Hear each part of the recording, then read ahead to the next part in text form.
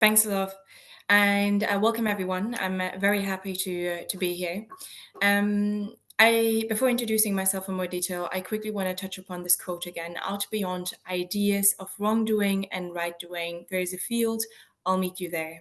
So this quote is from ancient, let me say, Middle Eastern philosopher Rumi. I've discovered this when I was young, and it's been following me throughout my life so far. The reason why I like this quote a lot and why I wanted to share it in particular with you guys is that in the world that we live in today, with all these polarizing topics, we tend to quickly judge people for their opinions, for their perspectives, for their positioning, and judge it, misinterpret it immediately. Whereas I'm always a big fan of listening and trying to understand each other, regardless how different the opinion of the other person is. And given this entire activism field, in particular on the topic of climate change, there is this easy categorization happening of a person being evil or good. Good or bad, depending on their actions of what they do, whether they're interested in climate change or not. And I think we'll do a big leap of progress in avoiding this judgment and trying to understand the other person and trying to address our messaging on climate action in a more targeted, understanding way, listening to the other person in particular. With that little introductory note, my name is Sevim Aktas. I'm a policy officer at the European Commission in the Department of Climate Action. I work on the specific topics of carbon removals, buildings, construction, and have been working for the Commission for now about 4 years almost. I If I'm not mistaken, there will be like a Q&A afterwards, and because I'm always a big fan of like receiving questions and having an interaction. But in my talk, I wanted to touch upon the learnings that I've experienced in my journey, and wanted to share at the end a couple of practical tips with you of how to get engaged in this EU bubble more proactively as a young person, as a young activist. So my background is in engineering. I've done my bachelor's in like a multidisciplinary engineering program, specialized in mechanical engineering, and then focused my master's on energy systems in particular. But this was never my initial plan. So I always, throughout my childhood, wanted to study medicine. And that was my biggest dream. And that dream was majorly crushed when I didn't get into any universities in Germany and in the Netherlands that I applied to. I didn't necessarily have a plan B, and that was just checking out the university next door in the Netherlands, where I just actually checked out one study in the open days, which was creative technology. So not the study that I actually finished. Creative technology was a combined combined bachelor's of design and computer science, which I thoroughly loved. But after a year, I decided to quit and change my studies to go into full-on engineering. It was a very intuitive decision, not very thought through. And in hindsight, one of the best decisions that I could have done. In hindsight, this medicine not working out, the best circumstances that could have happened to me. Just to say that closed doors lead to, or might lead to, our actual calling, and going. This is something that I really learned later in my life, that stuff that not working out that we truly desire is part of us finding ourselves. So don't see failures or positions or things or grades or whatever it might be not working out. Don't see it as a failure on yourself. See it as redirecting, trying, first of all, trying more, but also redirecting your path, which might lead to an actual place where you feel most comfortable in. So some of you might know, might not know. Next to my work at the Commission, I have an Instagram account that I started once I received a full-time position offer from the Commission. which is called EU Green Deal Brief. So it's a platform where I share career tips in order to burst into the EU bubble, so work for the institutions, for example, for internships, different opportunities, where I do share different opportunities that are coming across for young people in particular. Could be in anything really. Could be networks, it could be international organizations, it could be within Europe, outside of Europe, etc. But mainly focus on sharing briefings of energy and climate policies. So I'm trying to make this policy language a little bit more understandable and accessible to the general public. It's a community of almost 30,000 people in the meantime, and a community that is constantly evolving, where we keep learning from each other as well. But one thing, or one message that I receive very, very often is, I don't have a public policy background. Can I still apply, or can I still get involved in the EU bubble? And my answer is always yes. We need especially you. So this myth of I don't belong here is something that's deeply rooted in many, many people, including me back in the time where I had nothing to do with the EU institutions, where I wasn't necessarily interested in EU news, politics in general, in fact. If you would have talked up to me during my bachelor's, midst of my kind of thermodynamics lecture, that the EU is doing XYZ, I would have said, I don't care. I'm not interested at all. This was truly me back in 2015. So something happened along the way, and that's something of me coincidentally discovering this opportunity of the internship at the European Commission, applying because I was interested in the energy transition, and there was a heavy focus on the European Green Deal, led to me being like really opening my eyes in terms of the importance and the value that the European Union is playing to all of us. But I've never thought that an engineer might fit into this type of context, developing policies, being in a political environment, negotiations, etc. But something that I came to realize later on is that exactly people with an expertise in a specific topic, in my case, it was energy systems, energy engineering.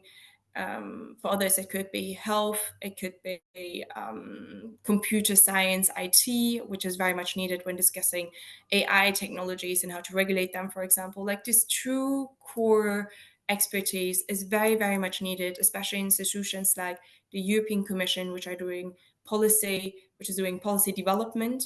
So we put legislative proposals to the table of the co-legislators, and pretty much initiate like this entire thinking process behind of how things should be regulated. Especially with emerging fields, we've seen how big of an importance regulation can play. But here again, I cannot highlight enough, if you have a background in a specific field, you would be exactly an expert that institutions like the Parliament or the Commission would be looking for. We need more people who know how stuff works on the ground, how specific topics are interrelated, how they function. So you would be more than welcome. So this myth of I don't belong here is a true myth, and I want to bust it. And lastly, I want to touch upon the butterfly effect. So small actions leading to big results. And I think this butterfly effect, or creating this big impact, is really misused, in a sense that we always think that, oh, we want to save the world, and like we want to do like big things, but changing the world starts with changing your environment. And this is something that we as activists, in particular in the climate area, need to be aware of and realize. Changing the world is really being able to touch the hearts and the actions of the people around you, and don't underestimate this impact. Something that I really appreciate, and is always like the biggest compliment that I receive, is when I receive Instagram messages, for example, on, hey, I've never thought very highly of the European Union, but through you, I learned that it's actually not that bad. Amazing, best compliment. Or fellow engineers saying, hey, I would have never imagined going into this direction of European policy making, but because of you, I applied and I got into the XYZ position. Amazing. Like, this is really changing the life path of certain people to an impactful path to the positive.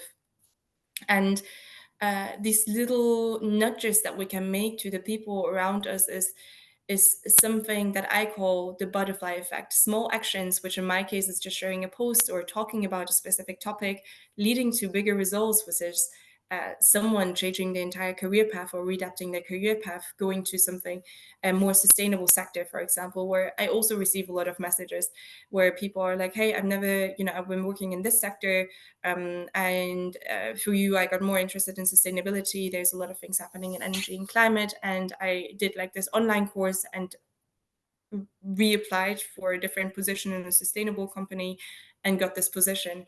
These are like great stories to share, and these are great influences that we can all have with like really small actions in the end of the day.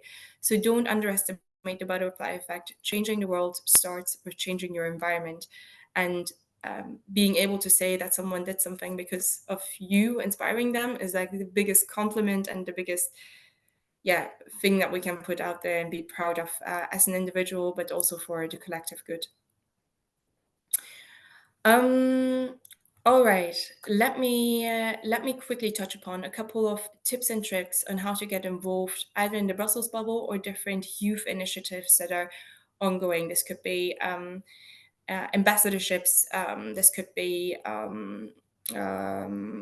training programs, for example, to get in touch with different people around the same area. But first of all, let me share one Instagram, or it's essentially a website actually. It's called Eurodesk, and every time there's a youth opportunity happening in Europe, is it an internship or the ones that I mentioned just earlier, they always post about it, and I find them amazing. They're very clear in their posts on what the organizations are looking for and the application process, etc. But I would truly recommend to follow their Instagram account and turn on the notifications so you don't miss opportunities like this coming your way. Obviously, I cannot go without mentioning my own Instagram account. I constantly share youth activities, youth opportunities, in particular related to the EU bubble. There are always like ambassadorships, like the Climate Pact ambassador. You can see it on my slide. Their applications are running at the moment. So if you're engaged in climate action, you have some actionable projects to show. You're doing some impact in your circles, you can apply, and you will be connected to a big network of fellow ambassadors all around Europe, and have the opportunity to attend certain events organized by the Climate Pact ambassador team here at the European Commission. But if you're interested in a specific topic like bioeconomy, there are always like these youth ambassadorship applications going on, and I always share them on my Instagram the moment when these are coming online. So you'll be well covered there, as well as application tips for when you apply for an internship, for example, at the European Commission, etc.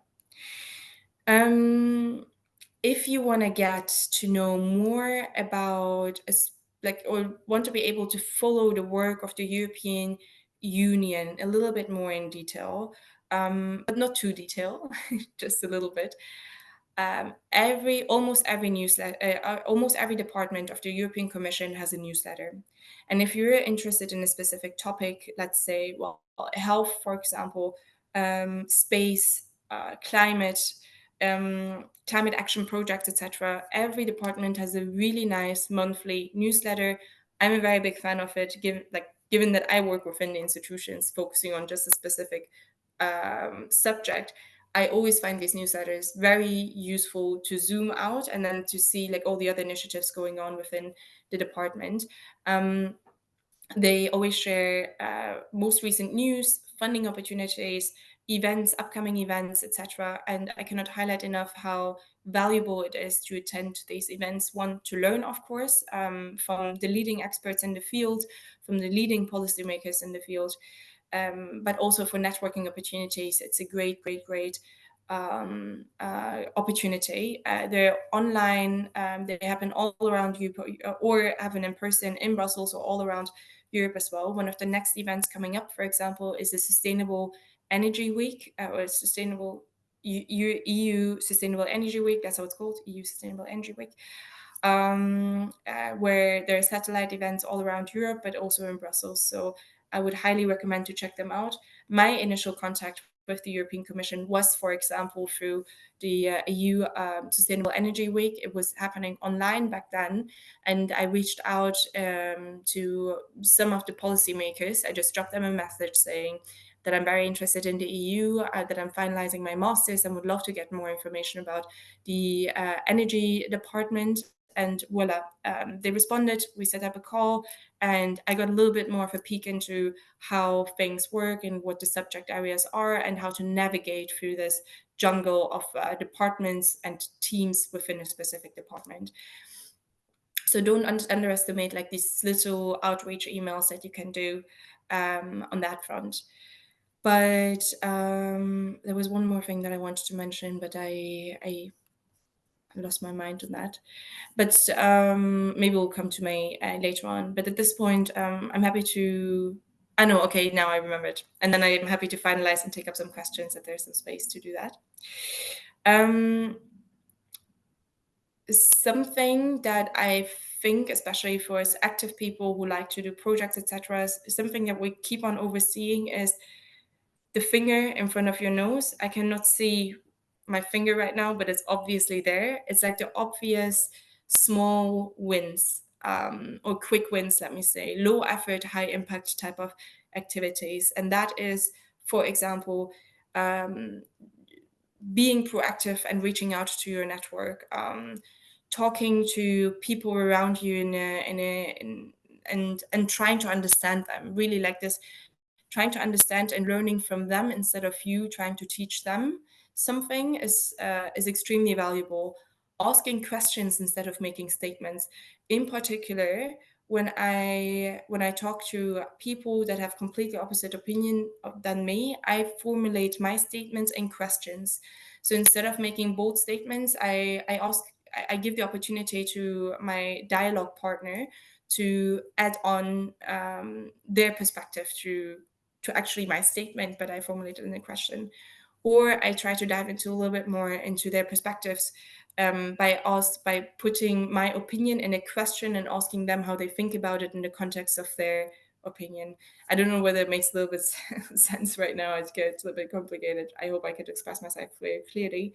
But these small little tips, or utilizing, making most use of the resources that we have around us is something that we constantly underestimate, I think, because we tend to think very big. One of the rules that I implemented in the events that I organized in my free time, for example, here in Brussels, is simplicity. We tend to think in very big concepts and want to prepare concept notes, but I always say, guys, pilot maximum 25 people attending, free speakers, not too complicated, easy. And those have been literally the most successful events that we've organized instead of going like through. So this grassrooting type of approach is something that I would really like to put close to your heart as well. And with that, I stop here and open the floor for questions if we have time for that. Thank you, Sevim. It was really great. I think not only me enjoyed it, I think every one of us enjoyed it. You still actually still have some time to give questions to Sevim. But now we have a couple of those.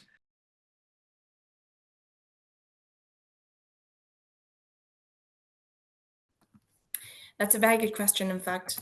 So I'm thinking a little bit of my like little brothers. They're 16, 17, what they could do. So if I would really encourage you to heavily focus on learning, getting to know people, and educating yourself, and opening up conversations, or like talking about specific topics. Like at this stage, for me, I'm still learning and educating myself continuously on this topic.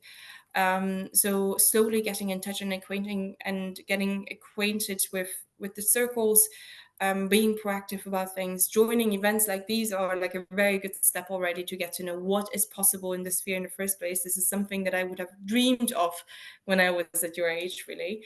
But these are like small little things that you can implement. You can reach out to your teacher and ask whether it would be interesting to host like a specific session, or there are always events at schools, etc., to host a specific session on practical tips on climate action or similar. Or think a little bit bigger is always open as well. Reach out to an alumni of your school that might be, like LinkedIn is a great source to figure out these type of things, and invite them as a speaker, which might be like a super inspiring way to pimp up the school events that way. But these are just a couple of ad hoc things that came into my mind. I hope they're useful, but I would really encourage you in that stage to um, um, to to familiarize yourself with this sphere and do active outreach, in particular because there's nothing that you can do wrong. Like if something fails, didn't work out, if there was like an embarrassing moment or whatever, don't worry about it. People forget even what they ate last, yesterday. So this fear of people judging us for specific things is very, I mean, it's completely valid, in the sense, like we need to acknowledge our feelings,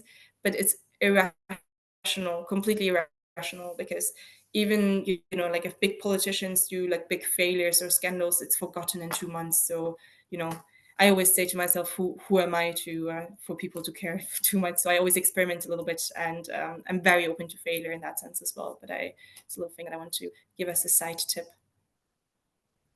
Thank you. Maybe one more.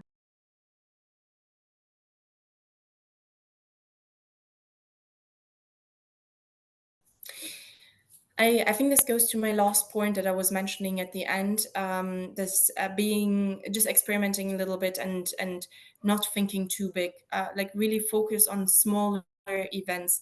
I always say I rather have 25 people who really, or five, to be honest, five people who we will come together with in like this setting where maybe there's an inspiring speaker, etc. It's a very intimate and intense setting, and there will be the likelihood of someone taking away something or getting engaged is way higher. So we don't always need to think big and like, oh, 100 people or 50 people. Scrap it, really. Like I think the most impactful events are the smaller ones that are intimate, and foster this collaboration link and an emotional connection. Um, I've had a friend of mine who started this very ad hoc thing about, hey, there are a lot of internationals in Brussels, but they're not necessarily engaging with the local community a lot, and that was really frustrating him. So he's like, you know what, let me organize like any little, well, not an event actually, but just a dinner with some people that he found interesting, and would like to exchange on this topic.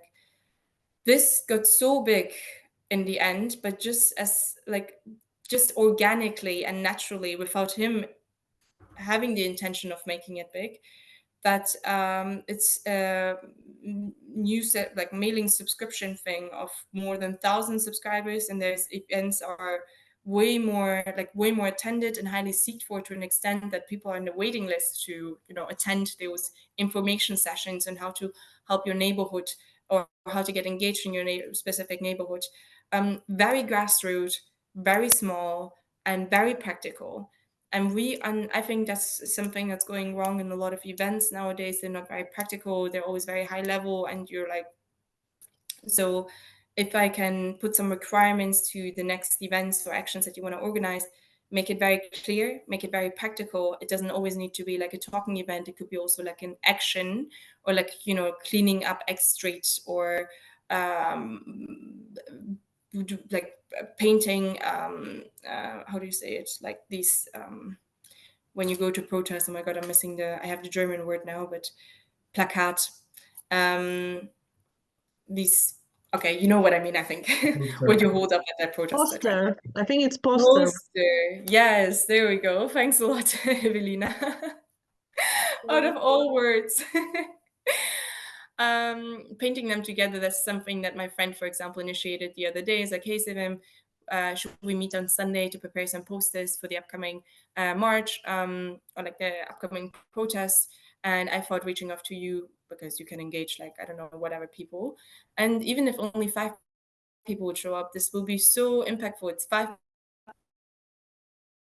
people more than it was, before starting up that initiative. So I talked a lot around this point, but I cannot highlight it enough. Small scale grassroots events are the most impactful ones. Um, Practical, useful, small, and useful in the end. But I said it already. Voila, there we go. I hope this helps. Of course it does. Thank you. Thank you very much, Sevim. I know your schedule is tight. Not gonna keep you here for any longer. I'm sorry for every one of you who couldn't have a chance to get your questions translated. You can find Sevim Instagram in the chat box in Zoom. Follow her. Reach out to her if you have any questions. I am guaranteed that she will be more than happy to answer those. Thank you, Sevim. Thank you very much. It was a very pleasant and very productive session with you.